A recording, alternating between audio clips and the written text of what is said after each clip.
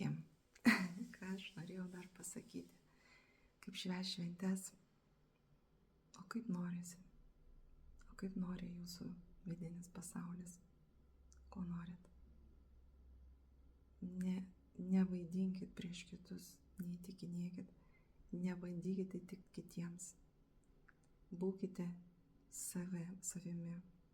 Svarbiausia būti savimi, girdėti save. Kaip išgirsti save? Visaip galima išgirsti save. Iš tikrųjų, tylumoje. Gilios meditacijos, jūs jungsite su bendru lauku, savęs negirdėsite lygiai taip pat. Tai va, čia yra labai siauri koridoriai, kuriais veda tik tai mokytojai, meistrai ir tikrai nelabai daug jų yra. Daugelis lekia pagal žinomus, teisingai daro, atliekit. Jie turi portalą irgi. Eis į savo, kaip Dalai Lama, kaip ir visi kiti. Tai čia yra pasirinkimas kiekvieno. Gal ir labai skamba nekaip, bet iš tikrųjų nereik bijoti. Nereik bijoti dėl ko. Jeigu žmogus sąmoningas, jeigu štampa stebėtojų, pirmas žingsnis tapkite stebėtojų savo gyvenime ir tai bus jūsų aukštesnio aš monada pradės kalbėti su jumis. Visą laiką bus pasijungs monado šeima, tuo pačiu pasijungs aukštesnėsis dar jėgos iš kitų civilizacijų, būtent jūsų šeima, kitos civilizacijos. Gal keista, kad skamba kaip kitos civilizacijos šeima, bet paklausykit, pažiūrėkit, yra labai daug mokslininkų atradimų, išradimų, kaip sakoma, kur gimstant kūdikiui nustatomos keturi izotopai, atominiai kaip ir energetinės elementai, energetiniai, kurių Žemėje nėra. Klausimas, kodėl? Kai sako, kad mūsų DNR kažkiek procentų yra šiukšlės, mes naudojam tik dalį. Klausimas, kodėl? Tai atsakykite tai tos klausimus patys savo, kad suprastumėt, apie ką aš. O šiaip, jeigu neįdomu, tikrai neklausykit, eikit, gyvenkit, eikit, džiaukitės, jeigu mokate dar. Ir jeigu pavydas ir noras turėti tą, ką kiti turi, neužvaldė visumoje dar jūsų, tai tada tikrai džiaugiuosi už jūs, džiaugiuosi už kiekvieną, nesvarbu, kokį kelią jis pasirinko. Galbūt sąvartyną, bet tai jo pasirinkimas. Jis maitins kitus, duos gyvybę iš naujo akmenėms, taps augalų, taps gyvūnų ir galiausiai po daug tūkstančių kartų.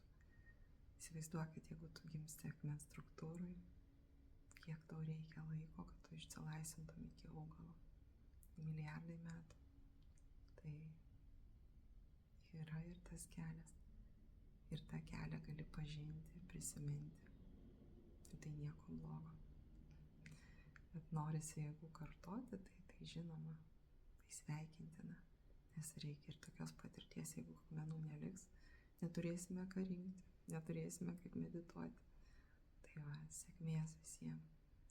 Bet ką aš noriu pasakyti šito, kad į viską žiūrėkit, kaip kad jūs, į akmenį kiekvieną, tai jūs, į augalą kiekvieną, tai jūs. Ir neklausykite tų, kurie sako,